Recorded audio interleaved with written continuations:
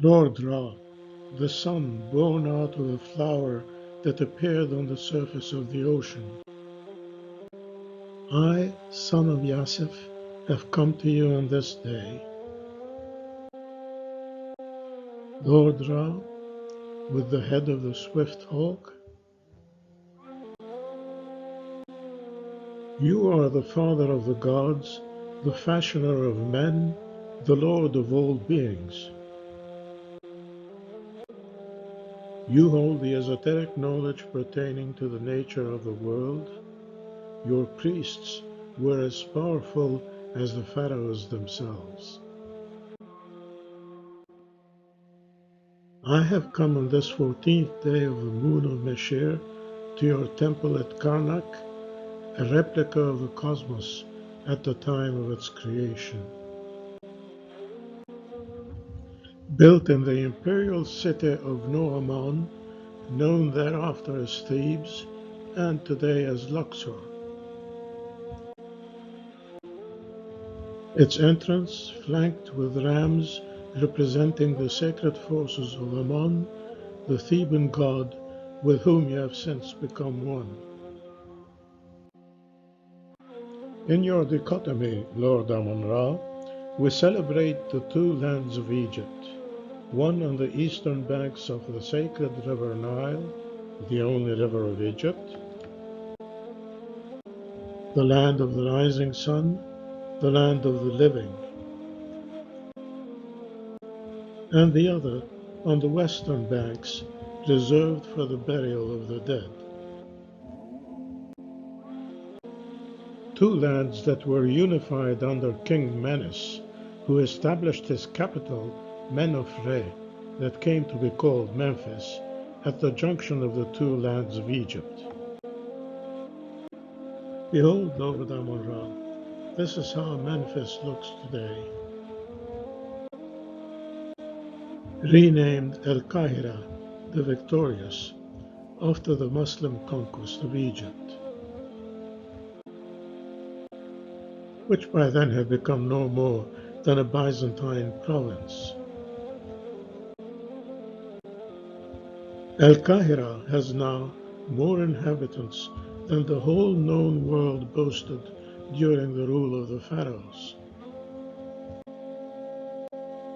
Some living in wealth, with their private boats waiting at the foot of their buildings, but many living in a squalor unknown under the strict and immutable rule of the pharaohs. The city has been a pole star for the last 1,000 years for the new religion brought by the Arabs, with numerous temples glorifying a god you, Lord Amun-Ra, didn't know existed, and housing the tombs of recent kings of Egypt under elaborately carved and inscribed domes, spreading to the four corners of the city. Temples where the believers in the new religion regularly assemble in enormous courtyards for prayer, answering the calls made from minarets of all shapes that have replaced the ancient obelisks on the skyline of the sacred river Nile. The minarets look over their whole city and its intricate bazaars, which through the centuries have seen the exchange of spices, livestock, gold, ivory, and slaves against silver dirhams and golden dinars. Along narrow alleyways, accessed through heavily fortified gates. This is life in the land of Egypt, Lord Amun-Ra. This is life today in the land where the pharaohs once ruled. Yes, this is life today in the land where the pharaohs once ruled. Honor be given to the eternal Nile, carrying the history of Egypt past Babylon, past Memphis, and past Al-Qahira. The sacred Nile brings patience to the land.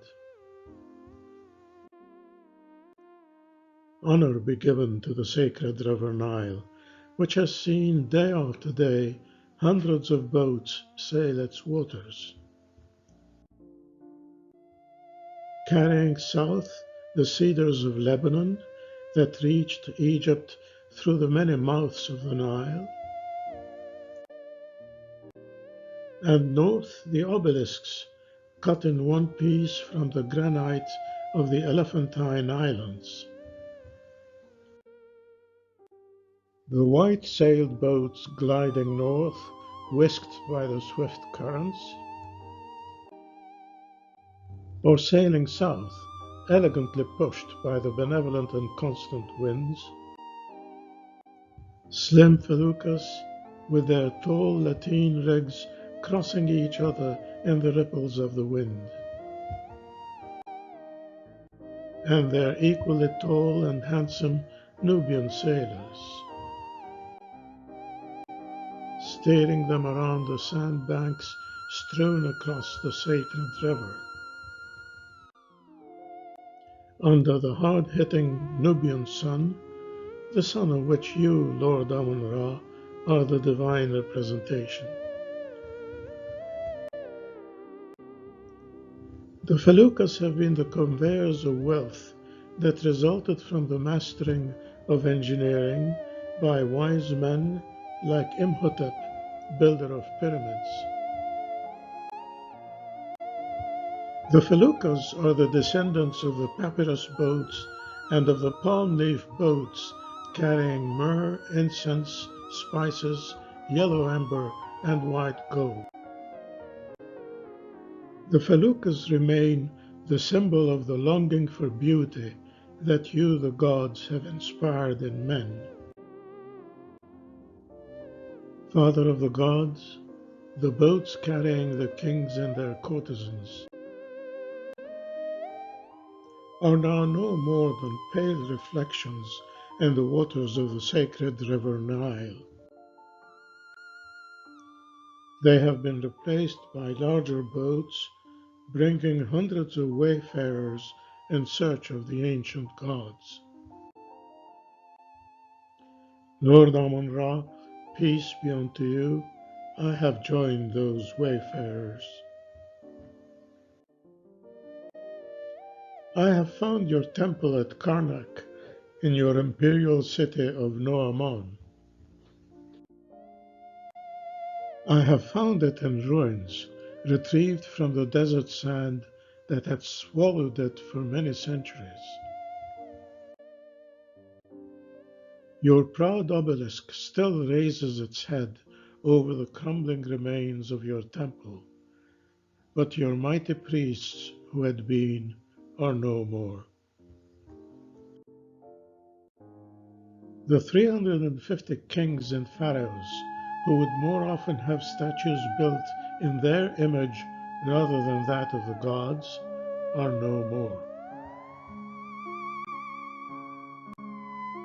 No remains are to be found either of the earthen palaces called pharaohs, a name that came to be given to the kings themselves who inhabited them. Hear me, Lord Amun-Ra, the pharaohs who adored you and who over 35 centuries made an obligation out of your cult are no more.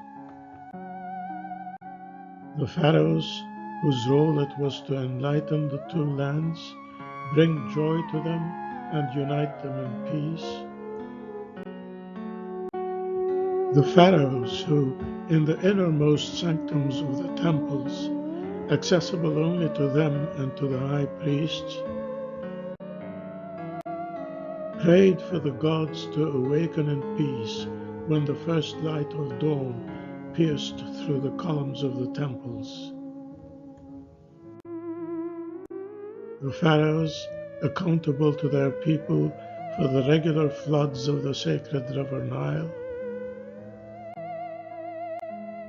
the pharaohs holding to their bosoms the Ankh, the cross symbol of eternity, the pharaohs are no more. Only the sacred river Nile, whose waters the pharaohs regulated through their prayers, still flows and feeds the two lands, even if it no longer floods their valleys. People of faraway lands where your name is not known may still come to be buried in the land of the setting sun, such as Aga Khan, who died in 1957 and was placed in a mausoleum built of pink limestone at the request of his wife, Begum Habibeh. Born Yvonne Blanche Labrousse and winner of a beauty pageant of France, who for her part settled in a nearby palace on the shores of the river Nile. But what then, Lord Amun-Ra? I wonder, what are the gods, offsprings of the single creative power of the universe, without the men who have imagined them? Have they all been buried, like the kings who believed in them and those who didn't, along the shores of the sacred river Nile,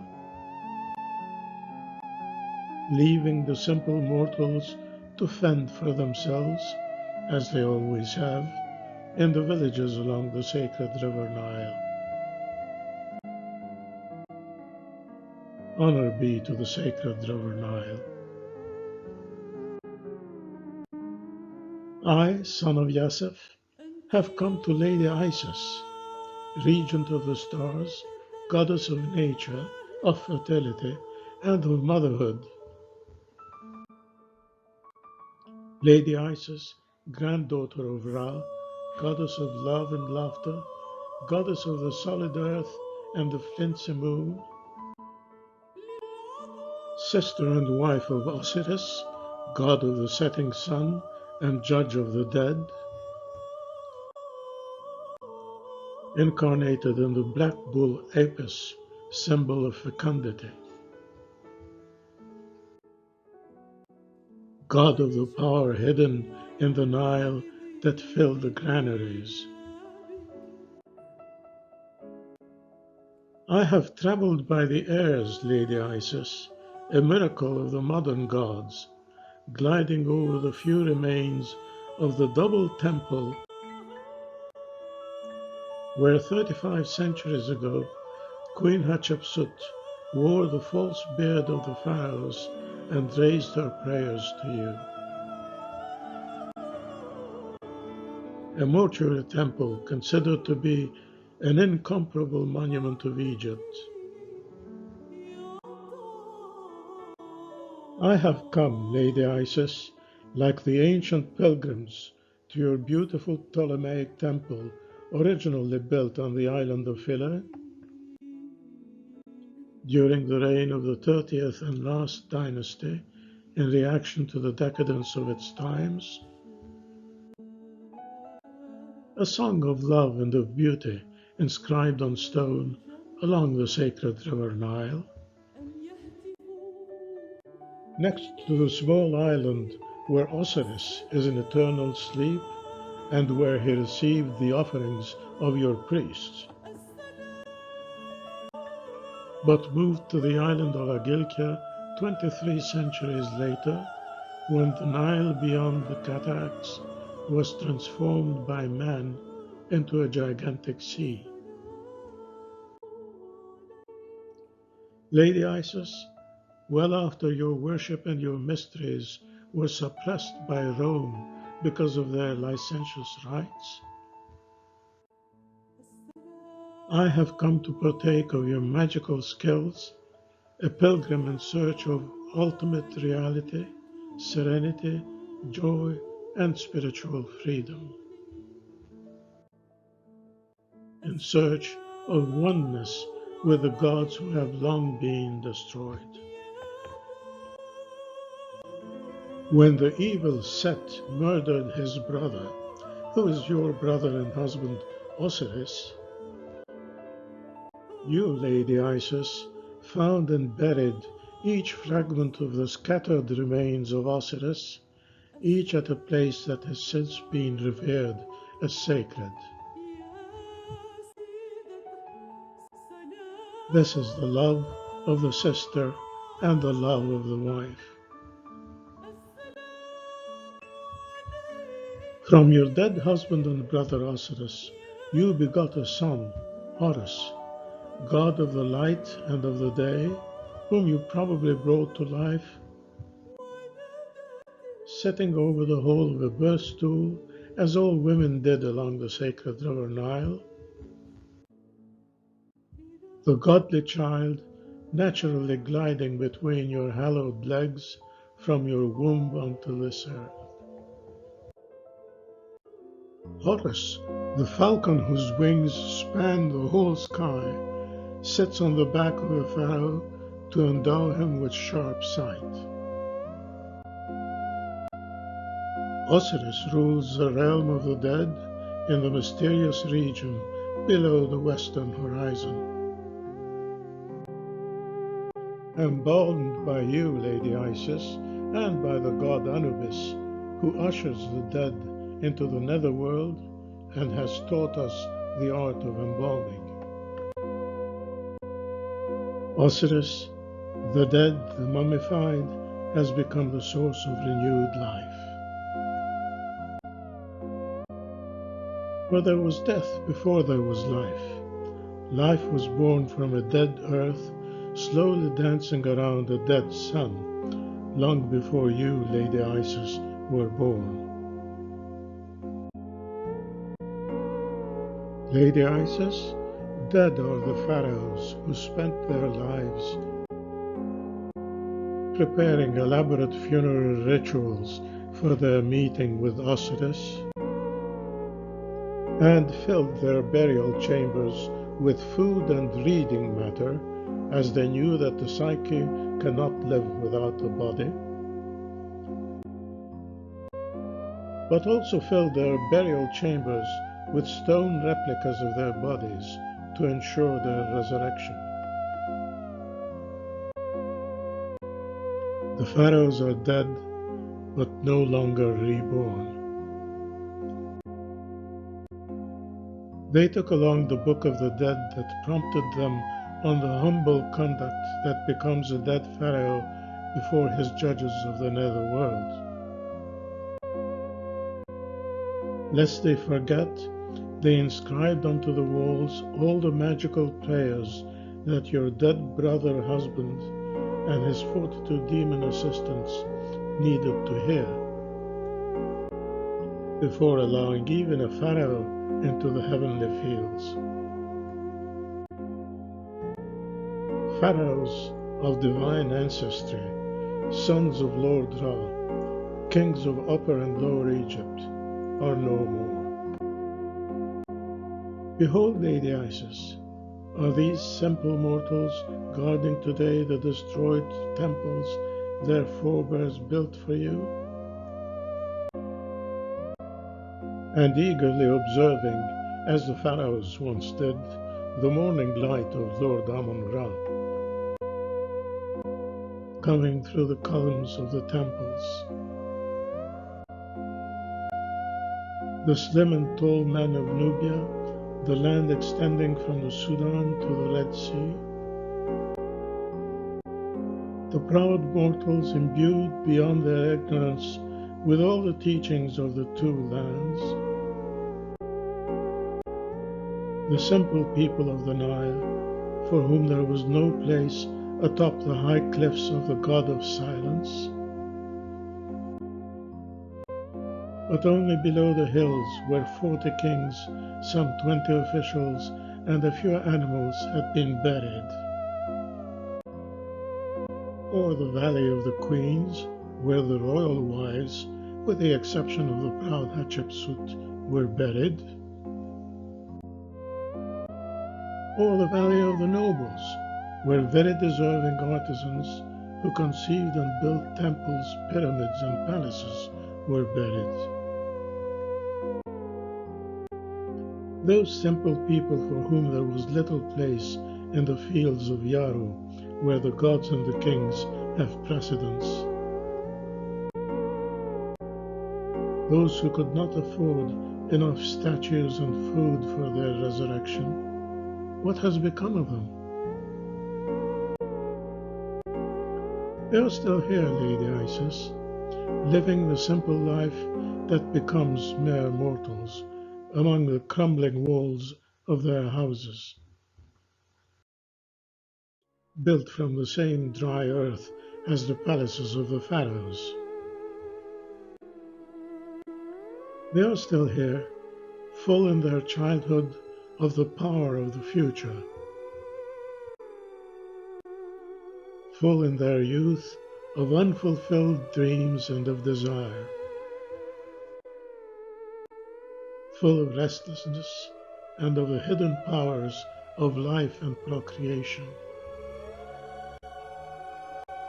full in their older age of the experience of motherhood that even you, Lady Isis, have known.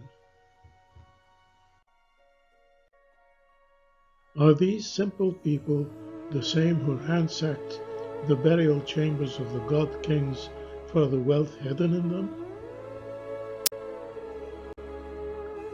Has their vile ambition overcome the power of the gods? Sinners, will they be condemned by the 42 demons to hunger and thirst? Or to be torn to pieces by horrible executioners in endless tortures? No one ever wrote the prayers Osiris wants to hear on the tombs of these simple people. No one placed a simple book of the dead inscribed on papyrus in their mummy cases. But they have survived, Lady Isis, assembled in the narrow streets of the souks, those markets that used to welcome caravans with exotic loads, selling dresses that would make the wealthy ladies look even more desirable to their husbands, selling the carpets on which the wealthy ladies could dance on their dainty feet and thus bring pride unto you, Lady Isis, selling the bright tangerines the wealthy ladies would peel for their lovers' delight, and the elaborate copperware on which the household servants would present the juicy fruit to their ladies and their lords. Simple men have learned to enjoy simple pleasures, Lady Isis, and let their tired feet breathe back from the muddy roads, while cobblers put together new footwear, an art they learned from their fathers and will teach to their sons. Others simply idle away at a table on a public road the little time left to them on this side of the sacred river Nile, a jeweled ring shining on their finger as a token of their past accomplishments and a display of their current rank in life. And the children of these simple people still live in simple houses on the banks of the sacred river Nile, believing in a new generation of gods, who are descendants of Amun-Ra, who for a short while had become Aton, and who elsewhere and centuries later came to be called Allah, before returning to Egypt under the same name, to stand above the pharaonic temples of the sacred river Nile. A god fashioned on Adonai, the Lord God the Hebrews took with them when they fled a pharaoh to whom they had given no name in history. Lord Osiris, who was that nameless pharaoh from whom the Hebrews fled? Did he and his soldiers reach your realm in the waves of the Red Sea? Was it Ramses II, as many believe, who spent most of his life building temples such as the one at Luxor near the Karnak temple, and the Ramesseum across the river, celebrating his victory against the Hittites at the Battle of Kadesh, thus ensuring peace for the land of Egypt? Ramses II, who signed the first ever international treaty of peace with Salmanasar, the king of the Assyrians. Ramses II, whose beautiful wife Nefertari is still remembered in every corner of the two lands. Or was it the short-lived pharaoh Tutankhaton, who had reneged on the true and only god Aton, and had thus become Tutankhamun, whose small tomb is the only one to have escaped pillage, thus preserving the artistry of craftsmen of old who gave shape to alabaster, ebony, and gold. Lady Isis, have you finally rejoined your brother husband Osiris and his 42 demons in the netherworld of Yaru? Yaru no longer looks like the green banks of the sacred river Nile, but rather like the endless desert beyond. All that is left for us to contemplate and reflect upon is broken temples, burial chambers, pyramids, and an enigmatic sphinx.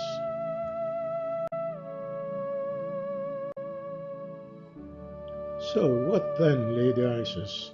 I have wondered. What are the gods without the men who have created them? The Sphinx, oh the Sphinx, colossal lion with the head of a pharaoh. The Sphinx who ensured that the sun rise every morning so that life could continue. The Sphinx who guarded the road leading from those temples to the pyramids and to the nearby tombs of the dignitaries of the court,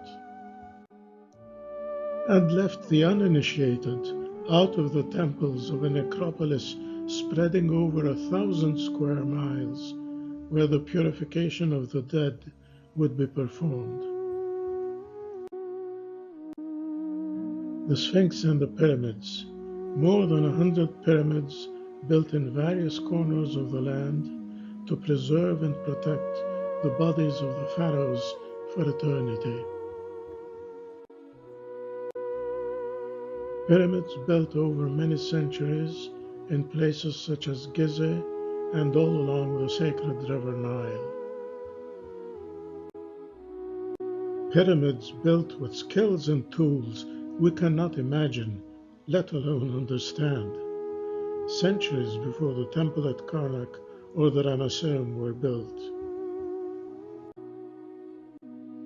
Pyramids built with stones weighing each as much as 400 cows, as gigantic staircases allowing the souls of the pharaohs to reach the skies. Linking the universe of the gods with our universe, us mortal humans. Pyramids aligned on the light of the sun, symbol of the love of the gods for the land of Egypt. The simplest of all geometric solids, holding in eternal balance millions of stone blocks. Pyramids that have watched the earth slowly dance its way around the sun 4,000 times since the days they were built. Pyramids in which the mummified bodies of the kings, their furniture, or their jewels have not been found. But for one, just one, small ivory statue, less than 4 inches tall, of King Khufu, who built the largest of the pyramids, one of the 7 wonders of the world that have survived you, Lord Amun-Ra, you, Lady Isis, and you, Lord Horus. You who have all died when my imagination failed, but who will survive me. The frightened, cupid, and ignorant craftsman, the scribe lost on his way to the desert of Yaru.